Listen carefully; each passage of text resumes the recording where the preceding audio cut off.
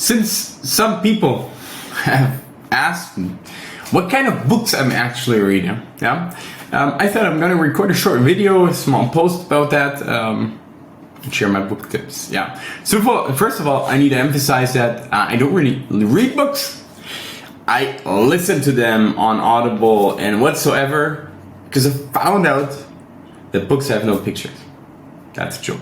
So, but honestly speaking, there are some really, really helpful books out there. Some that really have helped me greatly in my career as an entrepreneur, as a founder, as a CEO, as a mentor. And truly speaking, some can really, really help you here. And that's the insights that I want to give. But it is important to say that reading a book does not make the job, does not make you an entrepreneur. It's easy to consume daily, so much. You can read and listen to all kind of books you want to hear and see, but at the end the output counts. What are you making with the knowledge? So a wise person once said that he reads a book a month and then starts implementing at least one point out of the book. So he makes sure, and he's a quite successful entrepreneur, way bigger than me. He has thousands of employees, hundreds of millions of revenues, and I found that perspective very nice, because it's not overloading. We know Bill Gates, he reads 5 books a day and stuff. Okay, he has a time now, and maybe also a different wired brain. Not everybody is capable like me to consume so much, but in order to manage the consumption, 1 book a month, implement at least one point out of the book if you find it helpful. I think that's a very good rule. What I also very often see, just recently, I'll make an example for the first book, is just reading books or showing off books. Just hate that stuff. Just, I'm so good, I'm reading a book on my vacation on the beach. I'm an entrepreneur because I have time to read a book about whatever on the beach while I'm on my vacation. This is the opposite of being in my point of view. If you don't even have the time to relax with family, friends at the beach, and you need to do something, I think you're doing a lot of things wrong. Of course, if you're enjoying that, good enough, do it on the beach, but it's about the posting, right? I need to post about that because, I'm so cool, I'm so wise. It's usually the people who have never achieved something. I have a good example about that. But again, 2 sides of the story. Yes, books, and especially Audible. I have phases throughout the year where I consume a lot. I like to listen in the car or on a walk or something like that. Usually double speeded, or at least 1.5, and just listen. Sometimes it really opens up the perspective on things, especially if you listen to really good books. That's why I'm also bringing in my top 3 books here. And I would personally really recommend doing that. I think it's for me it's way more relaxing than reading. Reading I find quite exhausting. I know everybody's different, but I think the point I'm trying to make is books are super helpful to widen your horizon, especially as an entrepreneur. But it does not make you an entrepreneur just by reading and listening to books. So implement what is in there if you find it useful, and not just showing off on Instagram or whatsoever. Anyway, here are my top 3 books, which, from my perspective, every entrepreneur should read, and really has helped me greatly. Probably, maybe the most, my favorite book, I have to say, might be The 5 a.m. Club by Robin Sharma. I opened up the tab here already. I really like it. Guy, that's Robin Sharma. He has written the 5 a.m. Club. And to be honest, I read it years, long, I don't know how many years. Might have been 10 years or something like that, maybe a little bit less. But basically, he's the reason, and this goes to all the people who know me, I'm getting up at 5 a.m. I'm still doing that, especially in the summer now here in Cyprus. And I really enjoy it. All the benefits of why you can, it's not a should, you must, right? Must get up, why you should get up at 5 a.m.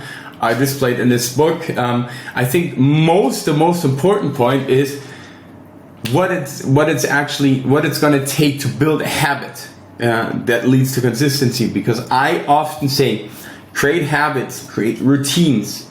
Habits and routine, basically create a habit.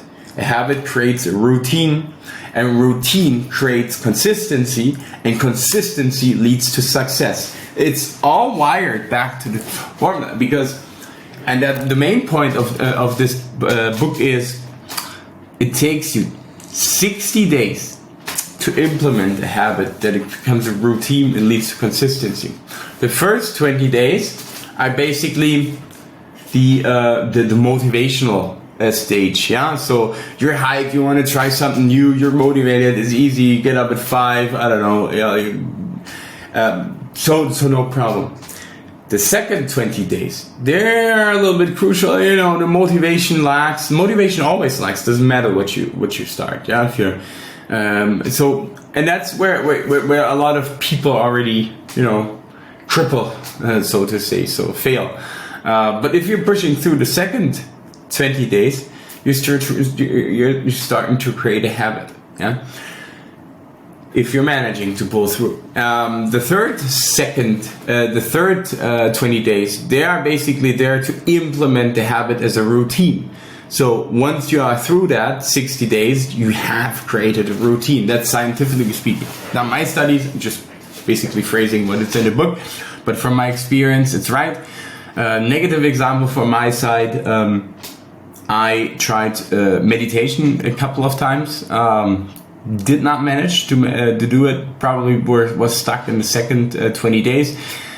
Basically, so what I realized, I don't really like meditation. I do different kind of meditation, sitting at a beach, just 10-15 minutes, just walking and just looking on the horizon.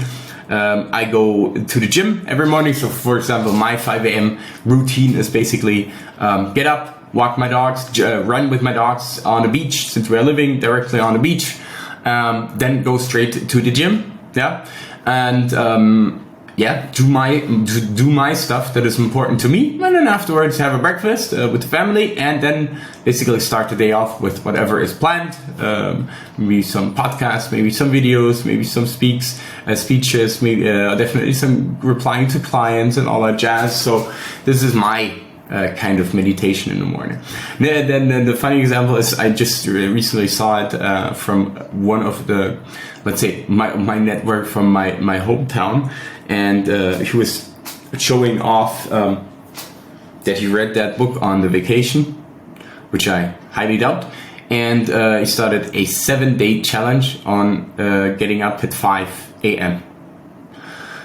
He basically did not read the book, because the main point about the book is it takes you 60 days to implement a routine, right? A habit to a routine. So if you do it 7 days, it's BS. So if you're watching that video, I recommend listening or reading the book thoroughly. Now, the second one, which is really, really great from my point of view, is Rich Dad, Poor Dad. And it's from Robert Kiyosaki, if I remember correctly. It should be here somewhere. Yeah, right, exactly. And this guy is super, super famous, obviously. And Rich Dad, Poor Dad, actually, it gives you a great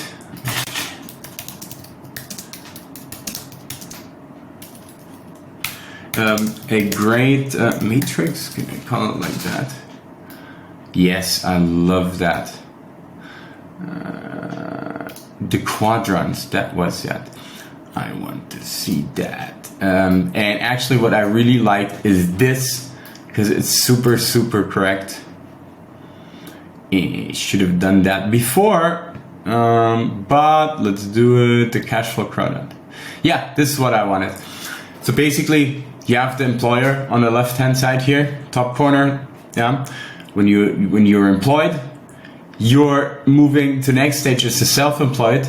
So you're a normal employee, then you're moving to the self-employed, then the freelancer, then you're moving to a business owner. That's the transitioning that's super hard, that most people fail, is being self-employed, having a small business, to being a business owner, an entrepreneur. It's also what I'm constantly saying, transitioning from a freelancer to a real business is a difficult step. That's why we are here and helping. And then the next quadrant is actually in being an investor or mentor or whatever, so helping others, such as me right now. But I highly recommend reading this book. It's really good. It's not easy to listen to. I think it requires a lot of attention, but I really loved it, and I think I even read it twice. For me, the best part is this one. The third one, and this is just a personal principle that I'm living with, and this book helped me a lot. Extreme Ownership by Jocko Willink. And this, if I'm not mistaken, is an ex-Marine. So definitely an ex-soldier or ex-Navy SEAL. He even looks like it. Looks like a guy in my gym, actually, that I saw today. And really, like, he comes from a military background, and he basically is saying how important it is to take ownership of your actions. And I think this is something that I have learned rather late, on a later stage in my businesses, that any actions that are carried out in my businesses are my responsibility. I'm taking ownership of that, and I'm giving these principles to my employees, to my teams, to people I'm working with, to my partners, to my clients even. Yeah.